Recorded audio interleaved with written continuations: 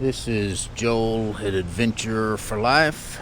This is day 5 of the 50th anniversary of the 74 Cutlass cross-country drive and Odyssey.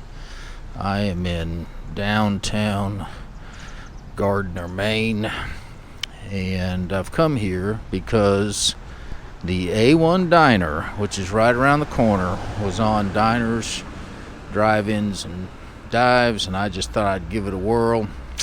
I came by here a couple days ago just to check this place out, and it was pretty busy on a Sunday. Today, lots of traffic through town, but not a lot going on. In fact, I walked into the A1 Diner already, and it opened 30 minutes ago, and I was the first person in. Sorry for all the road noise right now, but anyway, this is Gardner, and here's the bridge across the river that goes through Gardner, and here's the A1 Diner, and I'm going to step inside. I already got a table and let you see. You know, it's some kind of old bus or some kind of building that's set up on some kind of metal supports or whatever. But after I walked in, about 3 other people walked in, and anyhow, the A1 Diner, gonna have breakfast.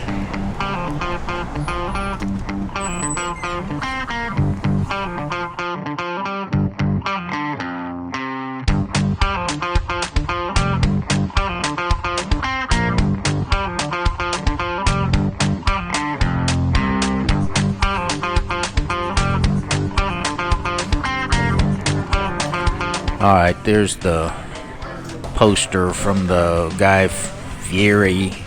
I think he pronounced his name a little different. From the A1 Diners, Drive-Ins, and Dives show. Anyway.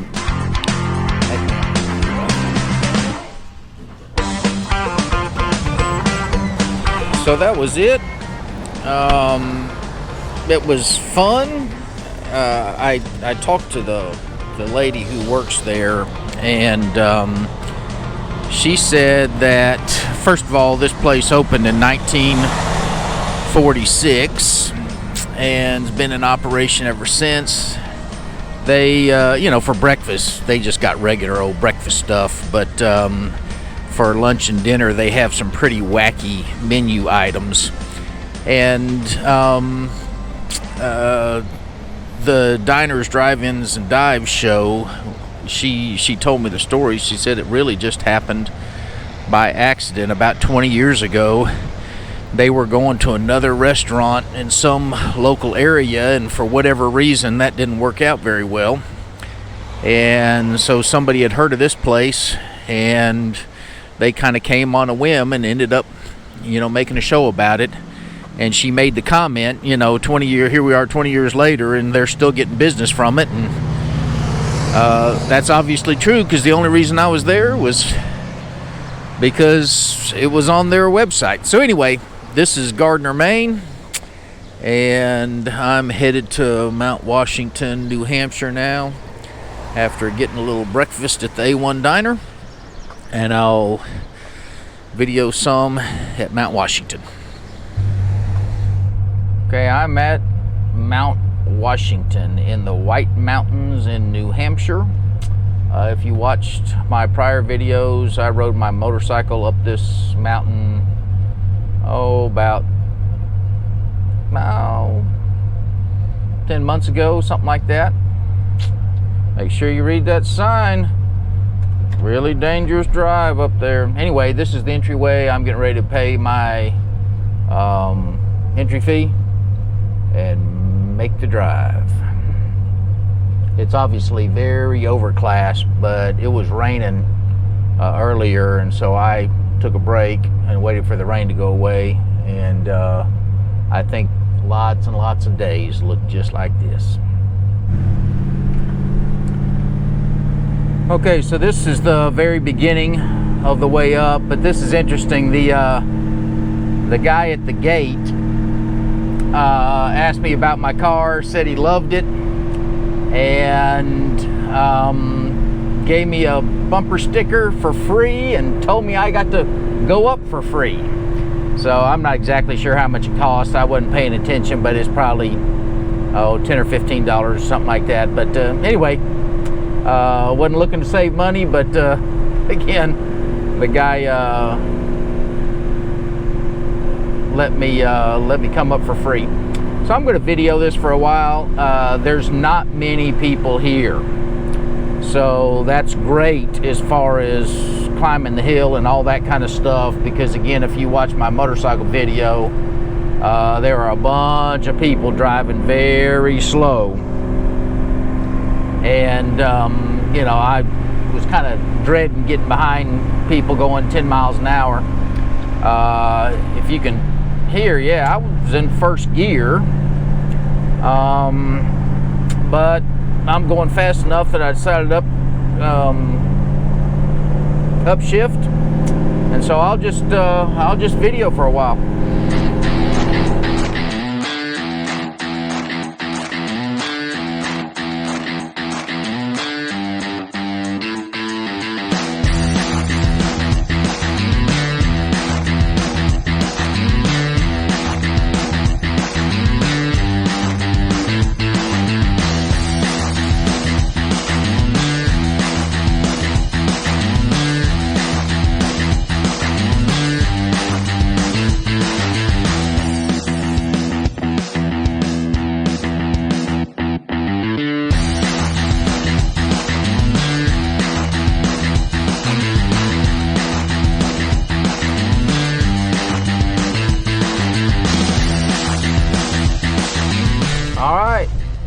Well, I made it to the top. The radiator is overheating a little bit, and it doesn't want to back up. I don't know if you can see the smoke coming from out from under the car, but it's definitely smoking. I'm not exactly sure what's smoking, so we're going to see. I'm going to leave it running.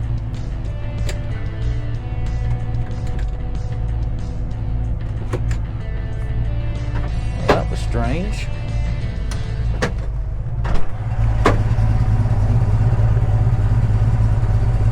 I don't know that that's the radiator.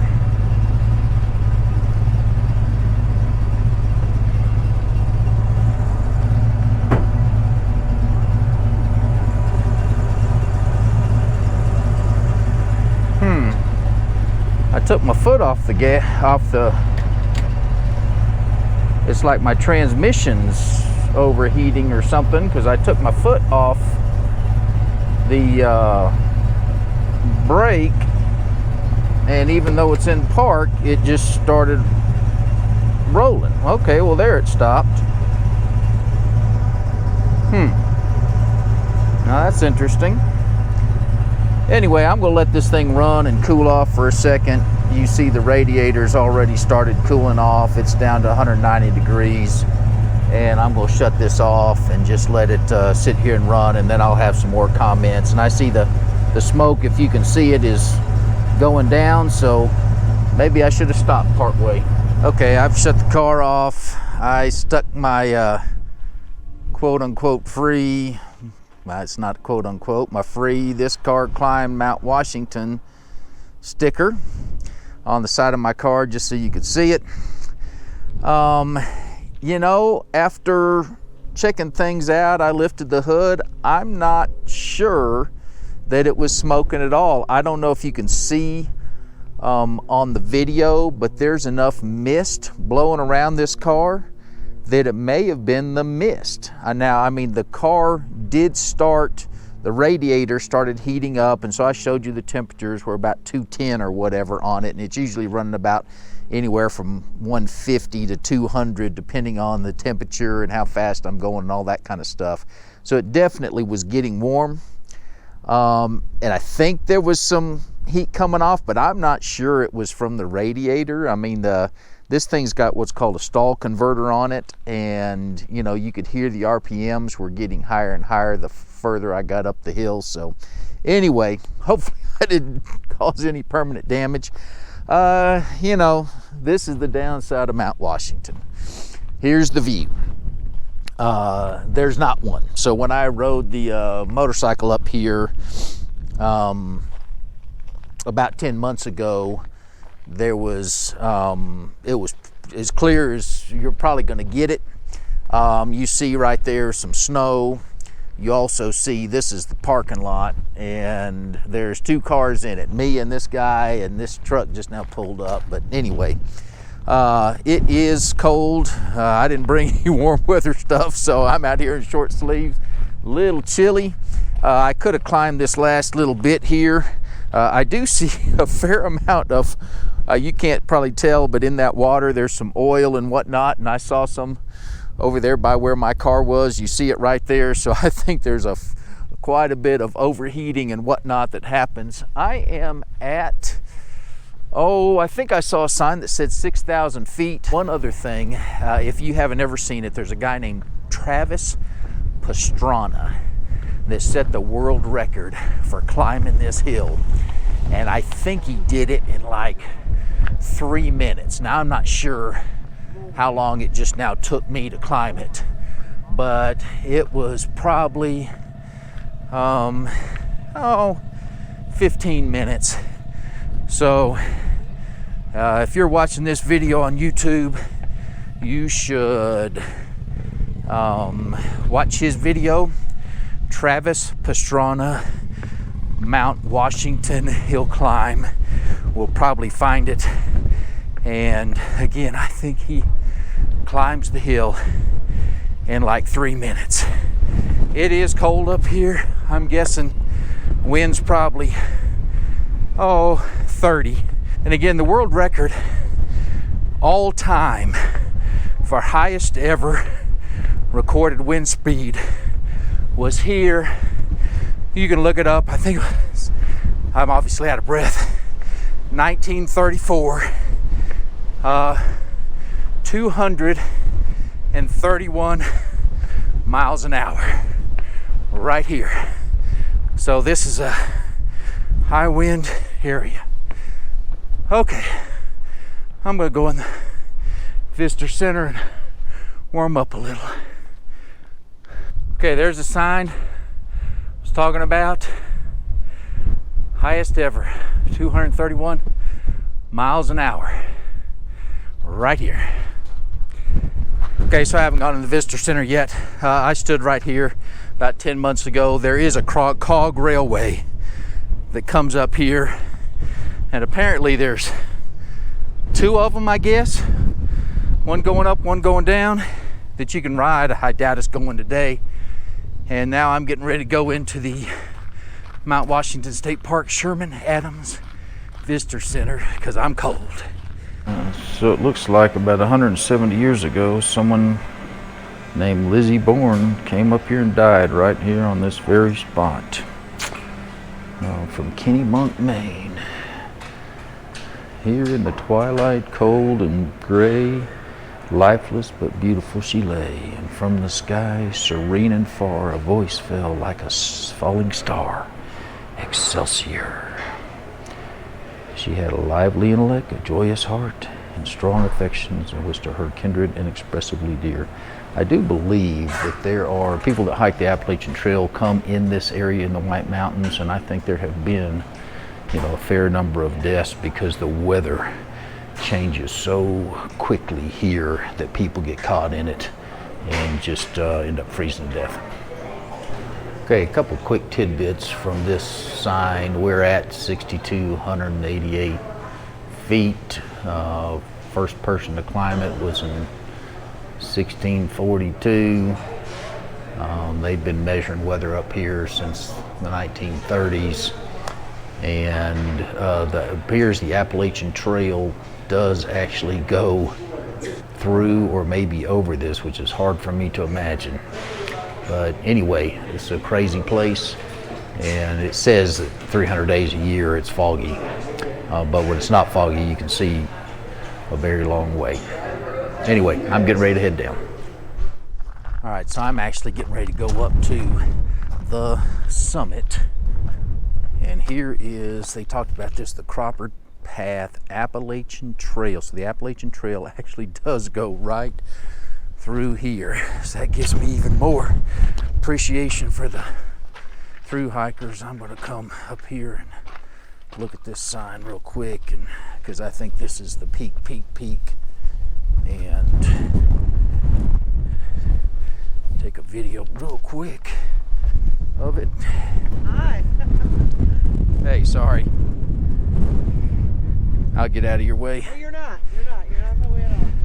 Yeah, when I was up here in last year, when I was up here, there was a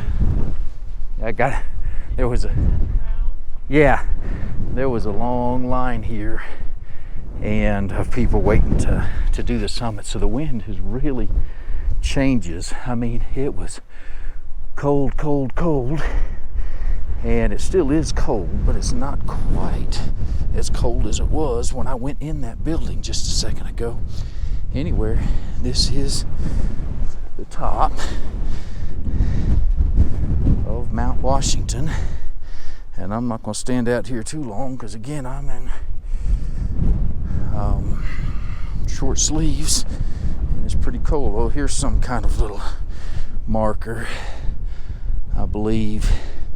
That says U.S. Department of the Interior Geological Survey, so that probably marks the actual peak. That is man-made right there, people stacking up rocks, and so the sign is not the actual peak. It's that little marker right there that's the actual peak. Anyway, I mentioned earlier, and this is morbid, but sorry about that, but you know that people have died up here. Well, right before I left the visitor center, there was a sign that said roughly 170 people have died, and they had a list of all the people. 4 of them died last year. One from exposure, came out here and wasn't prepared and was hiking around the mountains, and the weather just got him.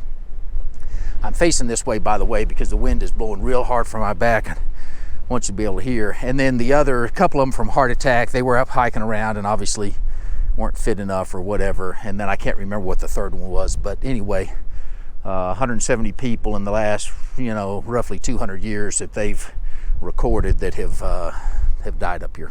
All right, I'm videoing in the car, partly because it's cold, and partly, if you can see my hair, it's all wet now, and it's wet. It's not raining out there. The wind was blowing hard enough with the mist that it got my hair totally wet. Anyway, I'm just slightly concerned about this drive back down. Again, the transmission was acting up a little bit, and at the top. And so what I want to do is put it in first and just coast down in first all the way, and obviously not use my brakes, because you'll burn your brakes up if you do that, if you just ride your brakes the whole time. So they got turnouts and whatnot. But anyway, I think everything's fine. I fiddled with it a little bit, and I'm going to drive around the parking lot a little bit before I leave and leave this area and start down just to make sure the transmission's doing good. And then I'll head down. I'm not going to video on the way down. I did on the motorcycle, but it was clear, and all you're going to see is a bunch of fog and whatnot, and I videoed on the way up. So anyway, see you at the bottom. I did want to stop and film this real quick just because you see how short the trees are here. We've just come under the frost line, so I'm still in the car because it's cold out there, but it's kind of neat when you get up to a certain point, let's say 5,500 feet or so, and the trees go away because of the frost line. Well, wouldn't you know, they've got the road closed. They're doing some kind of road work down here. Here's the cars coming by, so I'm going to shut off the timing of I'm timing it on the way down to see how long it takes. Obviously, it's going to go slower now that I'm going to potentially be behind some cars.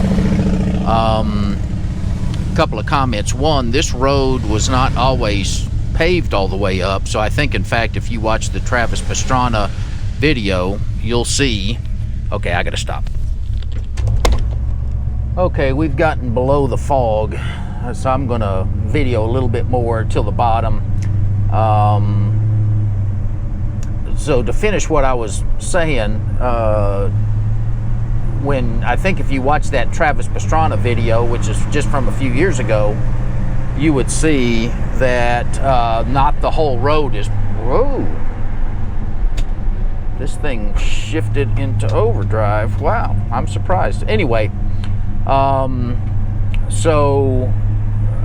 I mean first gear overdrive, I guess because the ground is more level here, maybe it did it. Anyway, this whole thing was not paved. I came up here 20 years ago and a fair part of it, maybe half of it, was gravel. And the whole thing's paved now, which is nice, obviously. A couple other comments. First, this is steep. I mean, you feel how steep it is going up, but coming down, first gear on this car is not low enough. Because of this overdrive, it's shifting into overdrive every now and then. It just started doing that at this lower elevation. But, there's a real temptation to ride your brakes, which I'm not doing. But I've gotten between 35 and 40 miles an hour on multiple occasions in first gear, and had to, get on the brake pretty hard to slow myself down because of the steepness or for the next turn or whatever it is. You see that sign right there. They do have a bunch of turnouts so that people can pull off and cool their brakes off or whatever. Again, I'm not riding my brake hardly at all, and we're close to the bottom, and you're going to see part of the, there's the parking lot way in front of you. Here's part of the aggravating part. One of the real blessings of today is there's hardly anybody here. Oops, I was pointing the thing too far up. There's hardly anybody here because, if not, I would have had to pull over several times and cool my brakes off, because when you start following people, they're going to go slow. And if they're going slow, then you got to go slow, and you got to keep slowing yourself down. So the vast majority of the time, in fact, until I got to that collection of cars there, because of the road work, I was driving by myself, and so I could just, kind of optimize what this car could do as far as, driving in first gear. And I was crossing over lanes because there wasn't traffic coming from the other side. So you get to a sharp curve, and instead of slowing down to go, stay on your side of the road and go through the curve, you just cross over and get into the other lane. And that kept you, from having to slow down as much and ride your brake as much. But you see this person, riding their brake a lot. But again, I mean, this is steep, steep, steep. The road is narrow in many places. So, I mean, it is a dangerous road. I mean, obviously tons and tons and tons of people do this. But anyway, if you get the chance and you're in this area, you need to do it, because this is it's just an unusual experience. So, okay, the experience of climbing Mount Washington's over. Honestly, I'm not exactly sure which mountain is Mount Washington. That obviously is the way we went in, but is that Mount Washington or is that Mount Washington? A little bit hard to tell. You obviously see that that everything's fogged in. Did have a minor thing with the car, and this is really, really, really minor. And I used to have the same problem with my old car. The door, it's got this little white thing right here that holds this on, but when you shut the door, this will catch on this little lip here, and it's nothing more than aggravating. But anyway, my SD card filled up, and interestingly, while I was getting my other GoPro out, two different people stopped to look at the car, one of them to take a picture, and both of them had family members that had a car, quote unquote, just like this and whatnot, and so they wanted to take pictures and talk about it and whatnot. So anyway, that's the end of Mount Washington. I'm headed to Niagara Falls right now. It's about 10 hours there, so I'm going to drive part way, maybe to Albany, New York, and spend the night, and then probably do Niagara tomorrow. So this is the end of day 5 of the 50th anniversary of the Cutlass Cross Country Odyssey. See you tomorrow.